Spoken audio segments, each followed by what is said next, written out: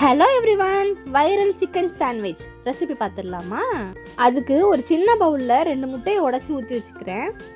இப்போ அடுப்பில் இட்லி பாத்திரத்தை வச்சு மேத்தட்டில் நம்ம உடச்சி ஊற்றி வச்ச முட்டை கிண்ணத்தை வச்சுருவோம்.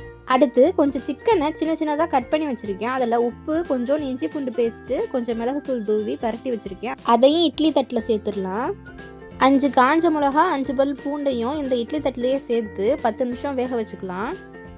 எல்லாமே நல்லா வெந்துருச்சு. இப்போ இது எல்லாத்தையும் மிக்ஸி ஜாரில் மாற்றிக்கலாம். நம்ம வேக வச்ச எல்லாத்தையும் இதில் சேர்த்துட்டு தயிர் 1 ஸ்பூன், 1/4 ஸ்பூன் உப்பு சேர்த்து நல்லா மைய அரைச்சிக்கலாம். ரொம்ப திக்காக இருந்துச்சுன்னா கொஞ்சம் பால் சேர்த்து அரைச்சிக்கோங்க, க்ரீமி கன்சிஸ்டன்சி வர்றதுக்கு. நானும் கொஞ்சம் பால் சேர்த்து தான் அரைச்சேன். அடுத்து வேக வச்ச சிக்கனையும் இந்த மாதிரி பிச்சு வச்சுக்கிட்டேன். அடுத்து ஒரு பெரிய வெங்காயம், ஒரு தக்காளி, கொஞ்சம் கொத்தமல்லி தழை எல்லாத்தையுமே பொடியாக நறுக்கி வச்சுருக்கேன். அது எல்லாத்தையும் ஒரு பவுலில் சேர்த்து ஒரு மிக்ஸ் கொடுத்துக்கலாம்.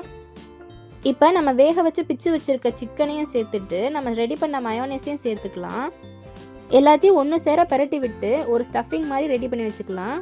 இப்போ ஒரு ப்ரெட் எடுத்து நம்ம ரெடி பண்ண ஸ்டஃபிங்கை உள்ளே வச்சு மேலே ஒரு ப்ரெட் வச்சு மூடிடலாம். சப்பாத்திலையும் கூட ரோல் பண்ணி சாப்பிட்லாங்க. டேஸ்ட்டு ஷவர்மா மாதிரி தாங்க இருக்கும். இப்போ ஒரு பேனில் பட்டர் சேர்த்து நம்ம ரெடி பண்ண ப்ரெட்டை ஃப்ரண்ட் அண்ட் பேக் டோஸ்ட் பண்ணி எடுத்துக்கலாம். அவ்வளோதாங்க, நம்ம வைரல் சிக்கன் சாண்ட்விச் ரெடி. இந்த ரெசிபியை நம்ம சப்ஸ்கிரைபர் ஒருத்தவங்க செய்ய சொல்லி கமெண்ட் பண்ணியிருந்தாங்க. அதான் நம்ம கம்ப்ளீட் பண்ணியாச்சு. வேற என்ன ரெசிபி செய்யலான்னு கமெண்ட்ஸில் சொல்லுங்கள். இந்த ரெசிபி செய்ய ரொம்ப ஈஸியாகவும் சாப்பிட செம்ம டேஸ்டியாகவும் இருந்துச்சு. நீங்களும் இந்த ரெசிபி உங்கள் வீட்டில் ட்ரை பண்ணிவிட்டு எப்படி இருந்துச்சுன்னு கமெண்ட்ஸில் சொல்லுங்கள். நான் வேறு ஒரு வீடியோவில் பார்க்குறேன். பாய்.